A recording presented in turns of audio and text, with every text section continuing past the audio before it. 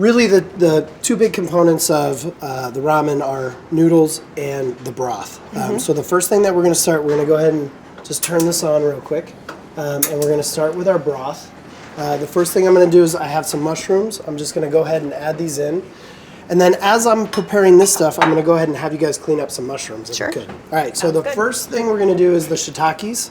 The shiitakes have a very woody stem on them. And so the way that you clean them is you actually peel the stem out, all right? And one of the things, a lot of people will take scissors and just clip the stems off, but that still leaves this very woody section. So really the best way to do is just kind of peel those away. And when you're done, we're going to go ahead and just throw the stems right into our broth. Okay, great. And then as you guys are doing that, I'm just going to go ahead and start with an onion over here. And I'm just going to julienne this very thin. Because this is a vegetarian broth, one of the things usually when we're talking about our meat broths with ramen, you know, it can take up to 48 hours to make a really flavorful broth. But a vegetarian one can be pretty quickly. Can be done pretty quickly. So I'm going to go ahead and add my julienne onions. Nice. And why is that? Because you don't have to draw anything out of really, I mean, as far as the vegetables go, you're going to extract most of the flavor in 15, 20 minutes at a good simmer. It's good to know. So we're just kind of sweating this stuff out. I'm going to go ahead and grab one of my utensils over here. I'm going to stir this up. I have a leek here. I'm going to go ahead and julienne. Chef, you want me to add these in there? Yep, go ahead. Add the stems right there. I kind of move that a little closer to us. So next, I'm going to have you do the Maitake mushrooms. And it's the same thing. You know, most mushrooms have that woody stem. So you can see here, this is, you know, it almost grows like a flower. I'm basically going to cut off the stem, and then you're just going to go ahead and kind of pick them up from there. Okay. All right, so let me slice this guy off, and I'll pass these over. All right. And so and I'm just going to throw all of our stems. It's kind of nice. We have, we're basically using everything that we have.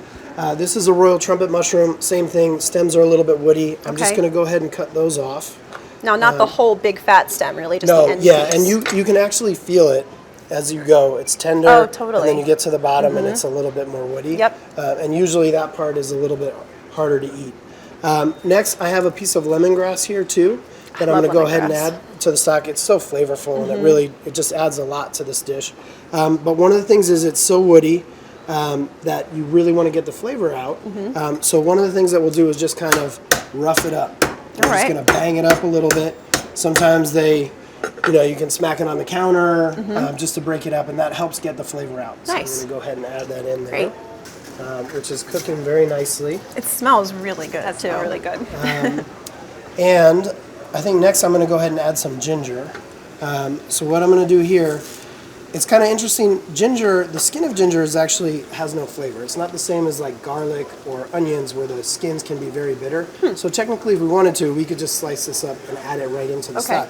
But a neat trick is you can actually use, it's kind of fun to watch people use a vegetable peeler on this. Yeah, that's what I usually do in But it's kind of neat if you just take a spoon, you can just kind of scrape down and it cleans it right up. And you're getting like just the skin and not just really the the skin. flesh. You're not wasting anything, which is kind of a neat trick. I love it. And especially if you're doing GGS, it's good to get the peels off for that, as opposed to something like a stock or a broth. So I just went ahead and peeled that, and I'm just going to go ahead and do a nice kind of back slice on that. Cool. Now you're essentially saying that you don't have to peel it for what you're you're using it for right now. You just wanted to show us that cool trick. Because it's kind of a neat trick. We have some GGS that we've already cut up. So. Awesome. All right, we're going to get that in. So do you just make big batches of GGS to have on hand and sort of scoop it out? Very big batches. But we have an example over there, is the second bowl over. So it is a pretty fine dice there. Yes. So it's one of the things that kind of takes us a good bit of time. Ooh, it's pungent too. So here I'm going to go ahead and add some soy sauce to this. All right. And Holly, if you wanted to, you can grab, there's the miso over there. It's all the way behind right there. And if you just want to go ahead and take a spoon, you can probably add about half of that. So it's red miso? That is white miso. White miso? Yep. And there are lots of different flavors. It is fermented soybean paste. And I think that adds a really nuttiness, kind of salty. I think you're perfect. Okay. Some nice saltiness. Yum. All right, I'm gonna go ahead and add, we've sweated this out very, very nicely. You can smell all those flavors. You can smell the lemongrass and the ginger. Yeah. So I'm gonna go ahead and add some water right to this. So one of the things that we actually forgot to add to the broth is our garlic. Super important. Yeah, which is a pretty key component. Yep. So I went ahead and I back sliced some of the garlic here. We're just going to go ahead and add this in. Now, would you say is garlic the first G or the second G in GGS? Well, you know, personally, I feel like it's the first G. I would agree with that. But, you know, the ginger is close behind. And it's, you know, I'm partial to garlic. If it was up to me, I would have a line of garlic mints and garlic chewing gum. And I feel like, you know, I'd be that's your the way best to go. customer. But the ginger does really add a ton of flavor to it. And so you see we're almost up on our broth here. So the last component here, I always like to add a little bit of thyme. And, you know, that's not typically something that you would see to this, but with, you know, combining some American flavors and Japanese flavors, the thyme is really great to wake up the mushrooms and kind of mellow it out a little bit. So I'm just going to check here. Our broth is up. It's simmering nicely. The last thing we're going to do is kind of turn this into dashi. So I have kombu, which is seaweed, or kelp.